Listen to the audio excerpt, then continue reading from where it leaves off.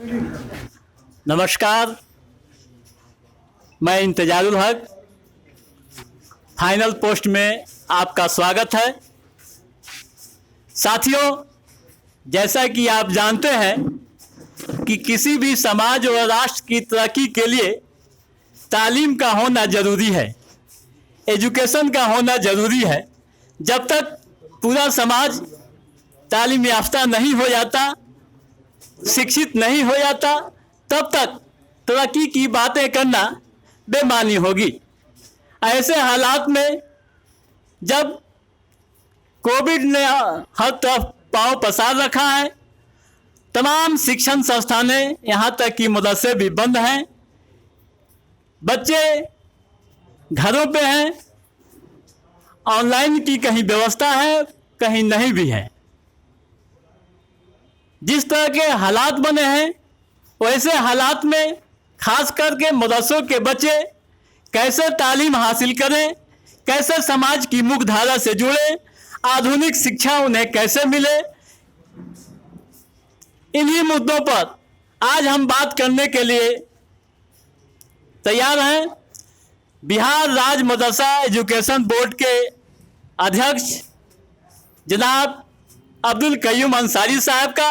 आइए हम उनसे बात करते हैं, अभी के माहौल में बच्चों के लिए क्या किया जाए, कोविड के दौर में बच्चे कैसे तालीम हासिल करें।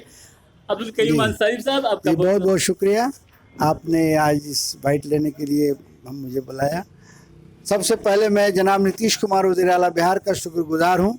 उन्होंने मदरसे को तालीमी बेहतरी के लिए और अक़लियतों के फलाह व बहबूद के लिए मुझे चेयरमैन बनाया, और चेयरमैन बनाने के बाद मेरे लिए चैलेंज था कि मदरसा में तालीमी निज़ाम को बेहतर किया जाए।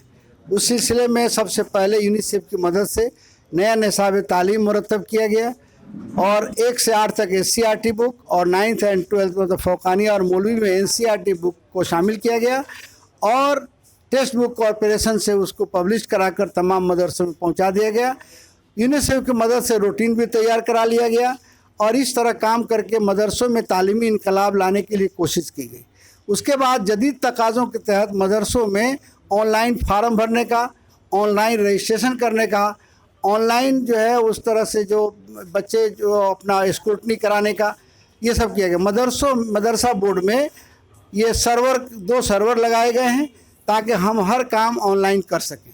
क्या आपके यहाँ कोई सिलेबस भी है जिससे मान लें कि साइंस की पढ़ाई हो या टेक्निकल पढ़ाई हो या केवल मजहबी तालीम की हो? जी, ऐसा किया गया है कि पहले मजहबी तालीम को शामिल करके और जदीद तालीम की शामिल किया गया था, लेकिन किताबें नहीं थी। आज 1 से 8 तक तमाम जो असली किताब को शामिल किया गया, उसके साथ मजहबी किताब और 9th and 12th फ़ौक़ानिया मौलवी में NCRT को बुक शामिल किया गया, मजहबी तालीम शामिल किया। उसके साथ science, social science, math, geography, history तमाम सब्जेक्ट को शामिल किया गया है। अब हमारे बच्चे पढ़कर मदरसों से BPSC UPSC कंप्लीट कर सकते हैं। कोरोना काल में कैसे पढ़ रहे हैं मदरसा के बच्चे? मदरसों जब कोरोना शुरू हुआ फर्स्ट फेज में, तो मदरसा बोर्ड ने ऑनलाइन क्लास शुरू किया यूनिसेफ की मदद से, और तकरीबन हर सब्जेक्ट का क्लास ऑनलाइन करके बच्चों को ये यूट्यूब पर डाला गया, फेसबुक पर डाला गया, ट्विटर पर डाला गया और काफ़ी बच्चों ने उससे फ़ायदा हासिल किया। इसके साथ साथ मदरसों में असातिज़ा को अच्छे ढंग से तैयार करने के लिए उनको लर्निंग आउटकम की ट्रेनिंग दी गई, डिजास्टर मैनेजमेंट की ट्रेनिंग दी गई, UNEP की ट्रेनिंग दी गई। इस तरह मुख्तलिफ मौक़े पर, और उनको कोरोना जो बीमारी आई इसकी ट्रेनिंग दी गई ताकि कैसे आप बचें, सरकारी अहकामात को कैसे मानें, ये सब ट्रेनिंग देके असातिज़ा को फ़ाल बनाया गया है। अब मदरसों में असातिज़ा जो है बहुत ही इस्तेकाम आया है और वो लोग अच्छे ढंग से काम कर रहे हैं। पहले में मदरसों में और आज में बहुत फ़र्क आ गया है। सूचनाएं आ रही है कि कई जगहों पर मदरसों में स्थानीय स्तर से कई तरह की समस्याएं हैं, कहीं कमेटी को लेकर है, कहीं और भी कहीं घोटाले भी आ रहे हैं। अभी केसरिया में एक मामला आया था, 2 रोज पहले खबरें भी अखबार में छपी थी। सुगौली का मामला आपने देखा ही होगा। कैसे इन समस्याओं से आप लड़ रहे हैं?